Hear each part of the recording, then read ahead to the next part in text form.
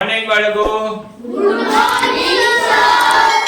વાહ ભાઈ વાહ, આજે તો જાગૃત અવસ્થામાં છે, એકદમ ખુશ ખિલખિલાટ. શું છે કઈ? ચાલો ત્રીજો દાખલો જોઈએ. દશાંશનો ઉપયોગ કરીને સેન્ટીમીટર સ્વરૂપે દર્શાવવાનું. જો સેન્ટીમીટર સ્વરૂપે દર્શાવવાનું છે તો આપણને મિલીમીટરની કિંમત ખબર હોવી જોઈએ. તો લખો 1 મિલીમીટર બરાબર 1/10 સેન્ટીમીટર. આ યાદ રાખજો. શું યાદ રાખવાનું? 1 મિલીમીટર બરાબર 1/10 સેન્ટીમીટર. ગણિતમાં ઘણું બધું યાદ જ રાખવાનું છે. સતત પ્રેક્ટિસ કરતા રહો ને તો જ ગણિત આવડે. ગણિતમાં સતત 5 10 દાખલા ગણતા જ રહેવું પડે. એટલે તમને 5 ના દાખલા આપે. જો પહેલો દાખલો છે a 5 મિલીમીટર. 1 મિલીમીટર બરાબર 1/10 સેન્ટીમીટર. કેટલું થાય છે? તો 5 મિલીમીટર બરાબર કેટલા થાય? તો કે 5 ગુણ્યા 1/10. 5 ગુણ્યા 1/10 એટલે કેટલું થશે? 0.5 સેન્ટીમીટર. સાવ સહેલું. બરોબર. ચાલો બી 60 મિલીમીટર. જો ભાઈ 1 મિલીમીટર બરાબર 1/10 સેન્ટીમીટર હોય તો 60 મિલી બરાબર કેટલા થાય? તો કે 60 ગુણ્યા 1/10. 0 ઉડાડી દો. 6 ગુણ્યા 1 એટલે 6 સેન્ટીમીટર.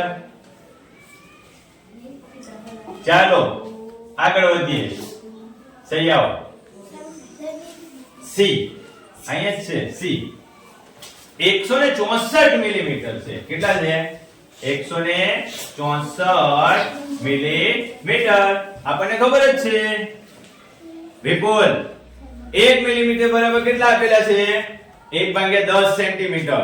તો 164 બરાબર તો કે 164 ગુણ્યા 1/10 કેટલા થાય ભાઈ?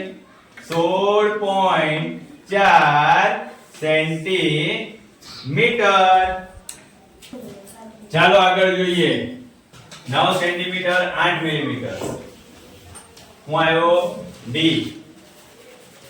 9 સેન્ટીમીટર 8 મિલીમીટર. ભાઈ 9 સેન્ટીમીટર તો 9 જ છે, સેન્ટીમીટરમાં જ છે, એટલે એને કઈ ચિંતા કરવી નથી. એટલે 9 ને 9 જ રાખીએ. 8 ગુણ્યા 1/10. 8 ગુણ્યા 1/10 કેમ? તો કે 1 મિલીમીટર બરાબર 1/10 સેન્ટીમીટર થાય. તેનો ગુણાકાર કરીએ એટલે 9 વત્તા 0.8 આવું લખાય. એટલે કેટલો જવાબ આવશે? 9.8 સેન્ટીમીટર. કેટલો જવાબ આવશે? 9.8 સેન્ટીમીટર. ડી પછી ઈ. ઈમાં શું છે? 93 મિલીમીટર. ચાલો ઈમાં 93 મિલીમીટર.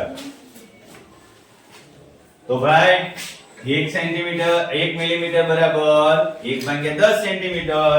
તો 93 મિલીમીટર બરાબર 93 ગુણ્યા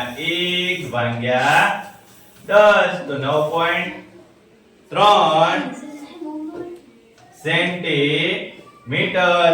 બરોબર.